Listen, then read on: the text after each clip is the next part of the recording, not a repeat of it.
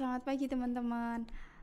Ketemu lagi sama saya di mata kuliah Practical Taxation. Nah, kali ini kita akan diskusi tentang PPh pasal 23. Sebenarnya mata kuliah kita kan adalah mata kuliah praktik ya. Nah, sebelum kita ke kasus, alangkah baiknya kita sedikit membahas tentang PPh pasal 23 itu apa, terus form yang akan kita gunakan itu apa, terus transaksi di PPh pasal 23 tuh kira-kira apa aja sih. Walaupun nggak full seperti teman-teman kemarin dapetin di mata kuliah sebelumnya. Nah, setidaknya kita bahas beberapa hal yang akan kita gunakan di kasus kita nanti gitu ya. Oke, langsung aja. Di sini kita mulai dari bukti potong. Ada bukti potong PPh pasal 23. Kalau PPh pasal 21 itu kan kita tarif pajak progresif ya. Kalau tarif pajak progresif kan di formnya itu nggak ada prosentasenya, di SPT-nya nggak ada prosentasenya. Di bukti potong untuk PPh 21 A1 maupun A2 tidak ada prosentasenya juga. Nah, sedangkan kalau di PPh 23 ini ada prosentasenya. Jadi kalau transaksi A misalnya gitu, prosentasenya berapa, transaksi B kena pajaknya tarif pajaknya berapa, atau prosentase tarif pajak itu berapa sih gitu ya.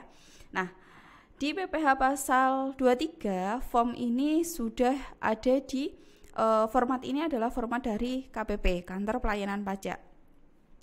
Kita cukup download, atau kalau teman-teman sekarang itu sudah pakai e-billing, e-filing, itu sudah tersistem, sudah terkomputerisasi. Jadi formatnya kalau misalnya dulu e-billing, pakainya kan SSP. Tapi kalau sekarang kita pengajuan kode billing. Nah, pengajuan kode billing, kita kalau sudah dapat kode billing nih, kita bisa login menggunakan NPWP kita ya, menggunakan NPWP kita. Terus nanti kita isikan kira-kira penghasilan kita berapa sih gitu. Penghasilan kita misalnya kalau saya dari kampus gitu ya, saya dapat misalnya sebagai dosen, saya ngajar, terus apa itu semuanya di total. Nah, kalau saya sebagai karyawan, saya cuma dapat PPh pasal 21 aja, yaitu lembar A1 atau A2. Kalau swasta A1, kalau PNS berarti A2 gitu. Nah, kalau kita di pasal 23 ini lepas dari itu dulu, lepas dari gaji-gaji pokok itu dulu. Nah, apa aja sih dari 23? Yang pertama contohnya dividen. Tarifnya langsung 15%. Yang dikali 15% itu apa? Apakah dividennya ataukah tabungan yang menghasilkan dividen ini? Contoh, misalkan deposito gitu ya, deposito, atau saya nabung dulu. Terus saya dapat dividen. Nah, yang dikenakan itu apakah dividen yang saya terima atau tabungan yang saya tabung di salah satu lembaga keuangan misalnya gitu. Nah, di sini udah dijelaskan bahwa kalau kita nabung, misalnya kita nabung 10 juta, dapat dividennya adalah 10% dari tabungan tersebut. Berarti yang yang dikalikan 15% itu bukan tabungan kita, tapi tabungan dikalikan 10% baru dikalikan 15%. Gitu ya. Nah, dividen ada bintang 1, terhadap bunga ada royalti, ada hadiah dan penghargaan. Perlu kita ingat bahwa hadiah itu ada 3 tempat, ada 3 jenis ya, ada 3 bentuk hadiah gitu ya.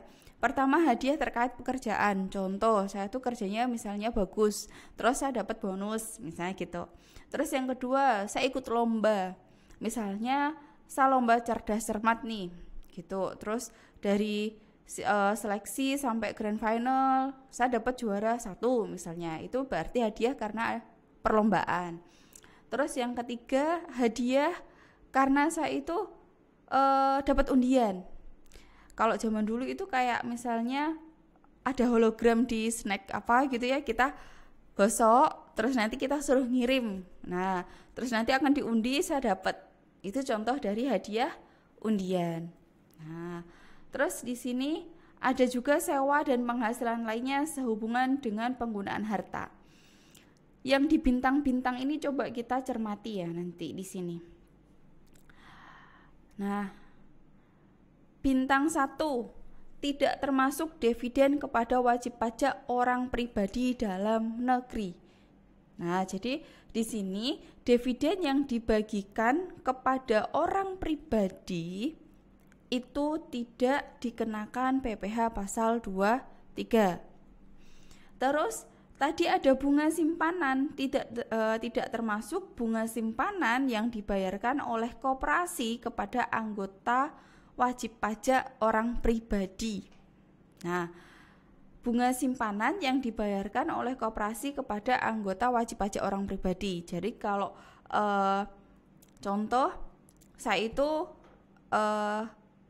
kalau koperasi itu sebutannya anggota ya, sebutannya anggota. Kalau saya nabung sebagai nasabah, saya anggota dari koperasi tersebut. Saya dapat bunga. Nah, dari tabungan saya dapat bunga. Maka bunga yang saya peroleh tadi tidak termasuk PPh pasal 23 juga. Terus yang ketiga, kecuali sewa tanah dan bangunan. Di poin bintang 3 ini, ada sewa dan penghasilan lain sehubungan dengan harta.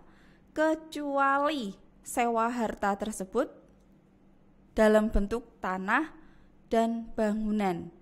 Kalau saya punya tanah dan bangunan itu terus saya sewakan, maka tidak dikenakan PPh pasal 23. Nah, dari form ini yang akan kita gunakan di kasus kita nanti sebenarnya masih banyak lagi ya di sini. Nah, jasa teknik, manajemen, jasa konsultasi gitu ya.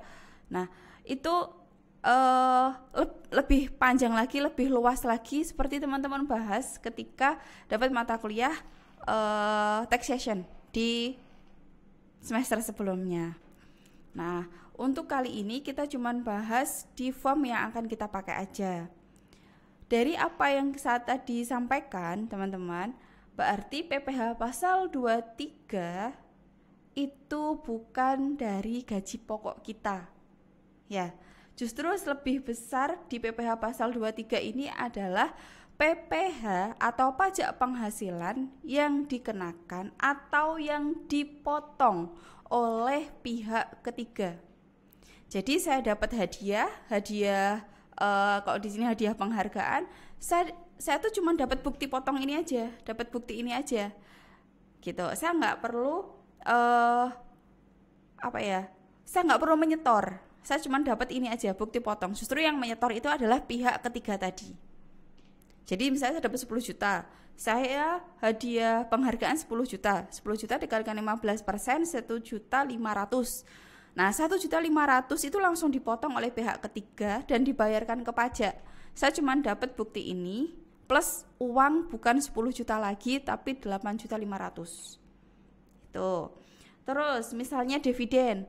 Saya juga tadi 10 juta ya, misalnya saya nabung 10 juta, terus saya misalnya dapat dividennya 10% dari tabungan saya tadi, berarti 10% kali 10 juta ketemunya 1 juta, ya kan? 1 juta baru dikalikan 15%. Nah, 1 juta dikalikan 15% itu 150. Berarti dividen yang saya terima itu adalah 850 plus bukti potong dividen ini. Yang 150 akan distorkan oleh pihak ketiga dan dilaporkan oleh pihak ketiga. Kita cukup melampirkan ini aja. Kita sudah tidak disuruh membayar lagi. Nah, dan PPh pasal 23 ini bisa dikreditkan. Dari sini kita langsung belajar praktek bahwa PPh 23 itu adalah pajak penghasilan yang penghasilannya itu dipotong oleh pihak ketiga dan dilaporkan oleh pihak ketiga. Kita cuman dapat bukti potong ini plus uang lain-lain, uang sisanya kayak gitu misalnya. Misalnya 10 juta tadi dipotong 1,5 juta, saya dapatnya 8,5. Misalnya dividen 1 juta, saya dapatnya bukan 1 juta lagi tapi 850. Kayak gitu. Nah, selain itu nanti akan ada daftar bukti potong PPh pasal 23. Ini lembar ini pun juga ada atau disediakan oleh KPP. Nah, kantor pelayanan pajak. Kita juga bisa unduh bebas di internet gitu ya, di website pajak kita bisa download form-form ini. Oke, untuk selanjutnya kita langsung bahas di latihan kasus kita. Untuk intro untuk pengenalan PPH pasal 23 saya rasa cukup. Sampai ketemu lagi di PPH pasal 23 kasus yang akan kita bahas. Selamat pagi. Wassalamualaikum warahmatullahi wabarakatuh.